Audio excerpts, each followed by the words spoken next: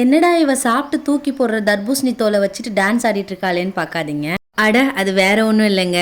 நான் வீட்டிலே வந்து கம்போஸ்ட் ரெடி பண்ணுறேன். ஸோ அதுக்கு இந்த காய்கறியில் வேஸ்ட் ஆகிற தோல், அப்புறம் இந்த பழம் சாப்பிட்ற தோல், இது எல்லாமே வந்து அதில் தான் போடுவேன். இந்த தர்பூசணிலாம் சாப்பிட்டோன்னா அப்படியே அந்த பெரிய தோலை எடுத்துகிட்டு போய் அப்படியே போட்டுருவேன். அது மக்கறதுக்கு வந்து கொஞ்சம் லேட் ஆகுது. ஸோ இப்போலாம் வந்து அந்த மாதிரி போடுறதில்ல. எது சாப்பிட்டாலுமே குட்டி குட்டியாக கட் பண்ணி இந்த மாதிரி போட்டுரும். ஸோ ஈஸியாக வந்து மக்கிடுது.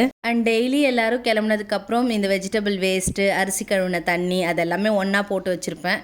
எல்லோரும் கிளம்புனதுக்கப்புறம் ஃபஸ்ட்டு இதை எடுத்துகிட்டு வந்து காய்கறி தோல் அதெல்லாமே வந்து எடுத்து அப்படியே வந்து அந்த கம்போஸ்ட் வச்சுருக்கேன்ல அதில் போட்டுருவேன். தண்ணி ஊற்றாமல் அந்த காய்கறியை மட்டும் எடுத்து போட்டுருவேன்.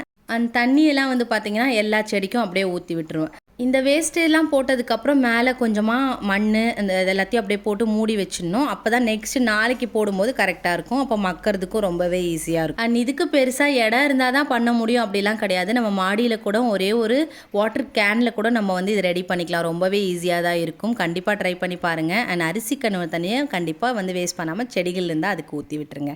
உங்களுக்கு கார்டனிங் பிடிக்கும்னா மறக்காமல் இந்த வீடியோக்கு ஒரு சின்ன லைக் கொடுத்துருங்க. நம்ம சேனல் நீங்கள் இப்போ தான் ஃபஸ்ட் டைம் பார்க்குறீங்கன்னா மறக்காமல் நம்ம சேனலை வந்து சப்ஸ்கிரைப் பண்ணி வச்சுக்கோங்க. நாளைக்கு வேறு ஒரு ஷார்ட்ஸில் பார்க்கலாம். பாய்.